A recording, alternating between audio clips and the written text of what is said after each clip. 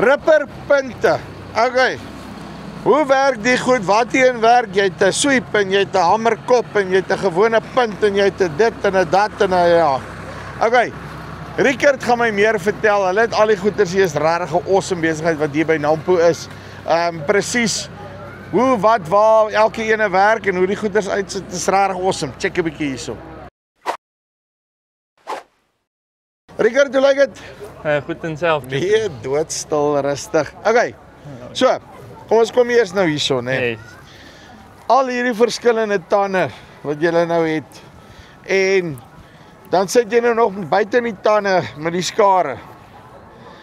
Ja. En ek weet nie wat om te doen. Maak ek actually die grond los? Al wat ek weet is ek druk 'n tand in die grond in en dis pretty much waar dit stop. Yes. Verduidelik my, hoe kry ek hierdie besigheid so effektief as moontlik? So eintlik wat jy jouself moet vra is wat wil jy doen maar as jy na Rowik toe kom, die eerste ding is jy wil rip Ja. en jy wil jou grond losmaak. So daar's baie maniere wat jy dit kan doen en ons het nou die tradisionele ripper. Dit sal nou hierdie tande wees, die C-tand noem dit maar Ja. vir 'n beter woord. So ons het die Super 19 en die DLB 19, albei werk 450 diep. En jy moet dan besluit, het jy sandgrond of het jy kleigrond? Gaan jy klei te breek of nie? Net voordat ons by die noem maar die punte kom, Yes. nee. Hierdie een sit nou met daai hoek. Nee, Ja. dis gewoon 'n tradisionele Super 19 soos wat ons hom ken. Ja.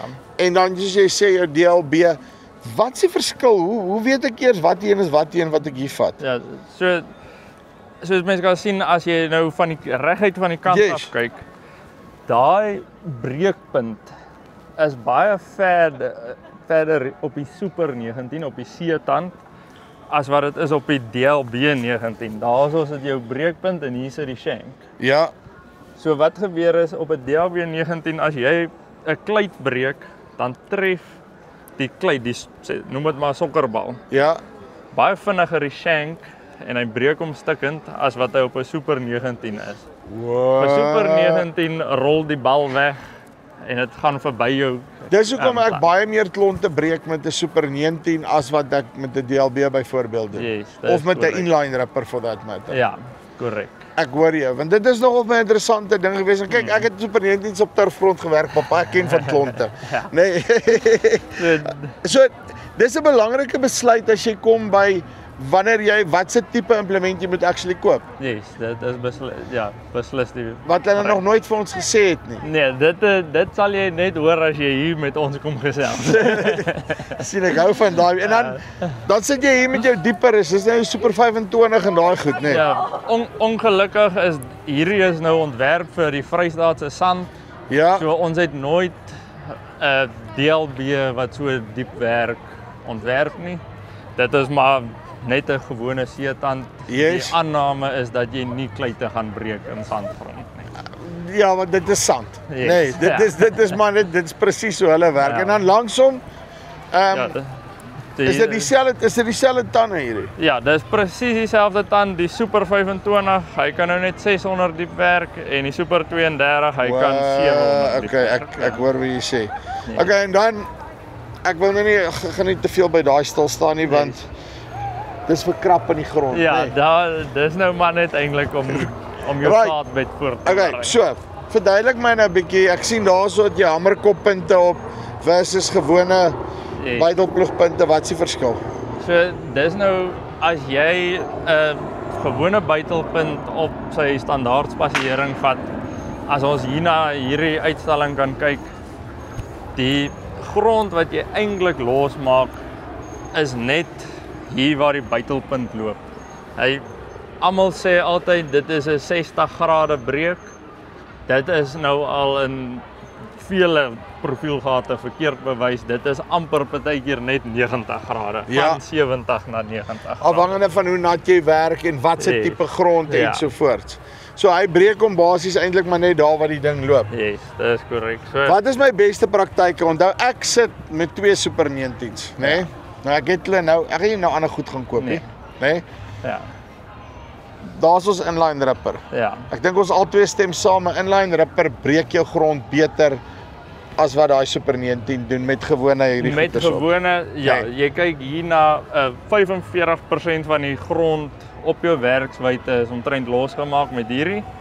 Waarna as jy na die inline ripper toe gaan, dit gaan meer na 70% toe. Jy sien. So, maar okay, ek het wat ek het. Ja. Nee.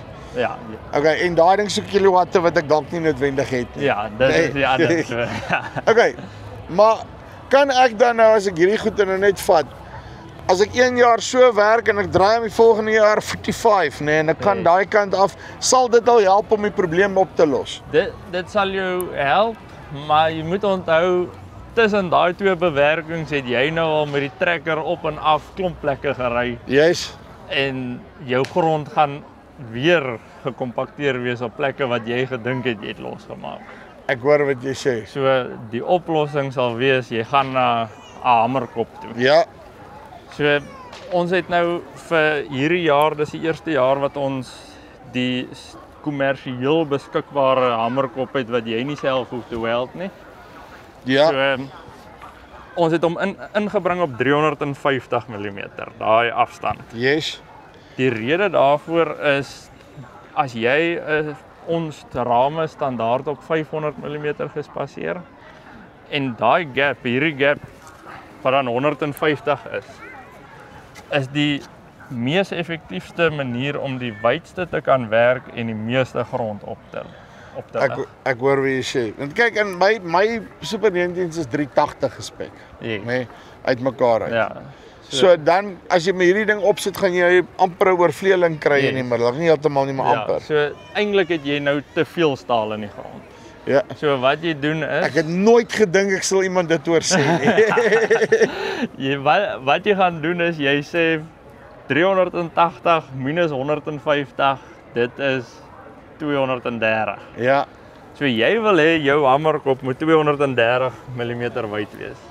ah, So jy ek is vat met jou maatband eweveel aan elke kant, jy sny dit af en jy mount dit op jou standaard Super 19.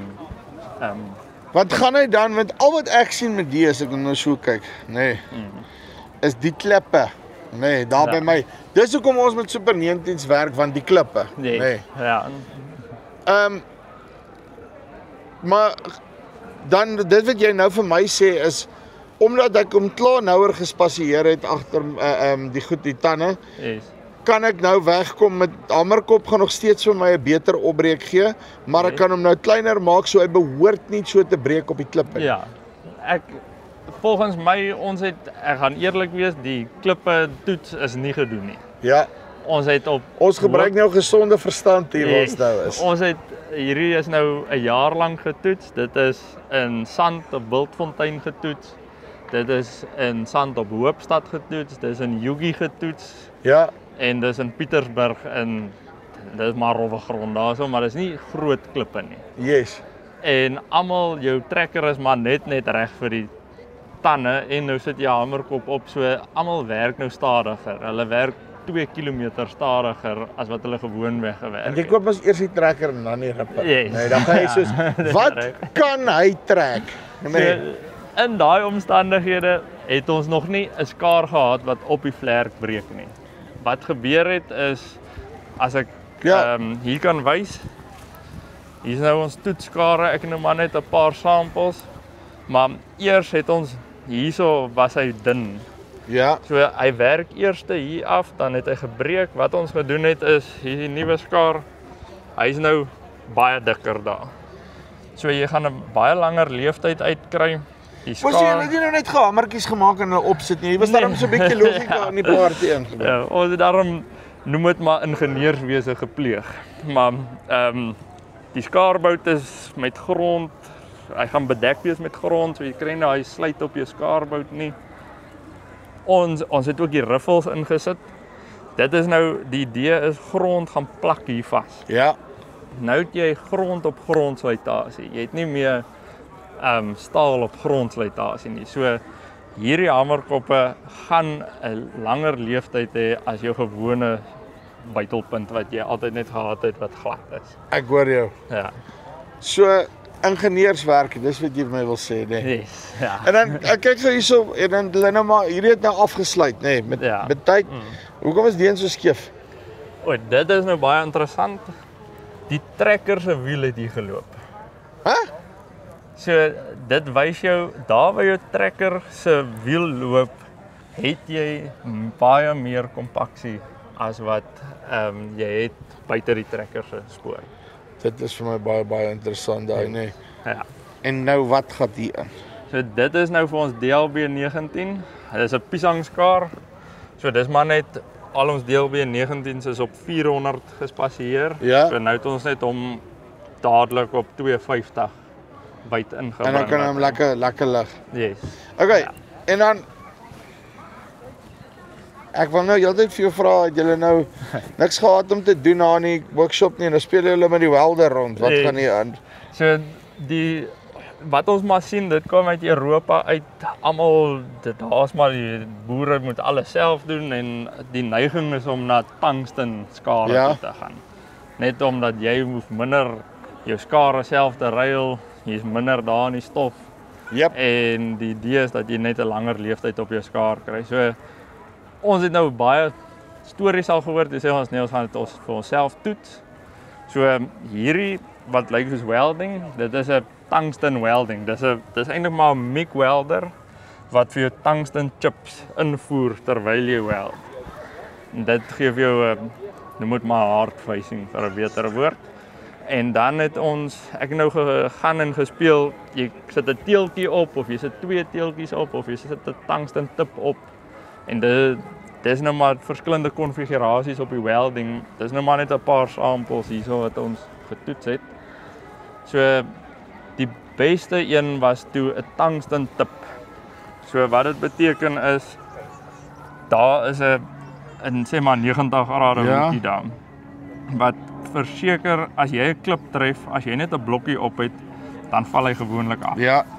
Dat daar as hy Dis nou klip hierdie tref, tipe van nou as ek net hierdie blokkie op het, weet jy ons wys daai dan val die blokkie af, jep. ja, so nou dit is 'n tip op so hy hak vas voordat iets kan afval.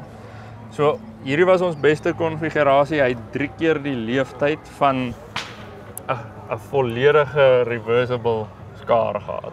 Prys? So nou, dit is waar die ding inkom. Hoeveel keer die prys? Moenie skrik nie. Hier is 'n 20 mm dik skaar. Ja.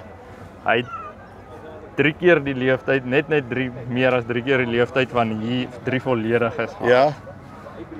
Hierdie het ons nou gegaan meer welding opgesit as die toetskaar. Ons het hom dikker gemaak na 30 mm dik toe.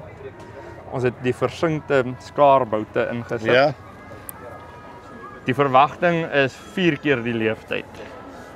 Maar die prys is R1200 'n skaar. Waar jy afgerond nou R280 vir 'n skaar hier. So fisika wil jou net nie los nie. Hy wil nie los nie. Hy gaan pro rata op. Ons maak hom sterker, dan kom die prys saam, nê. So my som wat ek gedoen het is elke keer as jy hierdie skaar ruil, moes jy jou skaarboute gewoonlik ook ruil. Ja. So as jy al daai stelle skaarboute vat en die 4 skare, Tyd. ons hou tyd uit die sommetjie uit want jy kan nie 'n randwaarde daarop sit vir nou nie, dan spaar jy R200 per tand wat jy het op hierdie een. Met jou skaarbout alles ingesluit.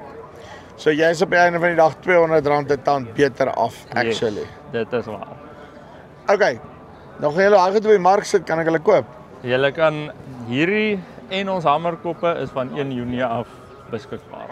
Uitstekend. Richard, dankie baie. Baie dankie. Woe! Ek het nooit gedink ons kan 13 amper 14 minute praat oor rippertande se skare nie, nê. Nee. Dit wys jy hoe tegnies hierdie besigheid is. Kort en die lank is, kom met Rubik in kontak. Hulle gaan jou kan help. Hulle doen al die toetse en daai beste advies gee vir jou ripper op die einde van die dag.